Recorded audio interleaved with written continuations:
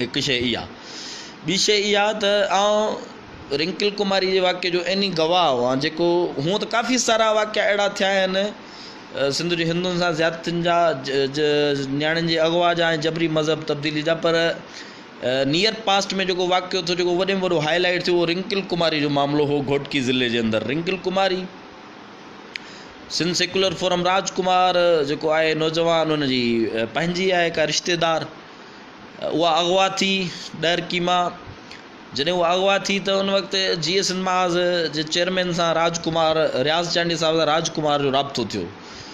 राजकुमार इहो वेही चयो त असांजी न्याणी अगवा थी वई आहे, फ़ौरन तव्हां तहरुक वठो, असीं क़ौमी कारकुन सिंध जी रवादारी जा अमीन हूं, असीं पंहिंजे हिसे जो फ़र्ज़ु निभाईंदे जीअं डहरकी पहुतासीं राजकुमार सां हिंदू पंचायत सां असांजी मुलाक़ात थी।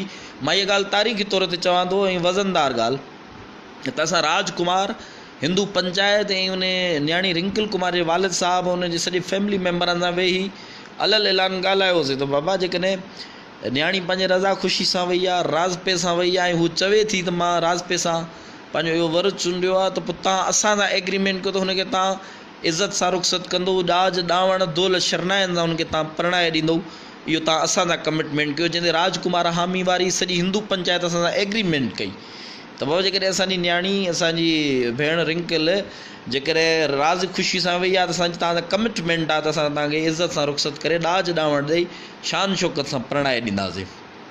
इहा एग्रीमेंट थी। असांजे हिन सॼे मरहले में प्रोसेस हलियो। प्रोसेस हलण खां पोइ सूरत हाल इहा थी जॾहिं रिंकल कुमारी खे कोर्ट में पेश कयो पियो त रियाज़ चांडियो साहिबु राजकुमार इहे असीं सभु धुर हुयासीं इन्हनि जे पटिशन में। रियाज़ चांडियो साहिबु सुप्रीम कोर्ट ताईं रिंकल कुमारी वारे इन सॼे केस में धुर रहियो।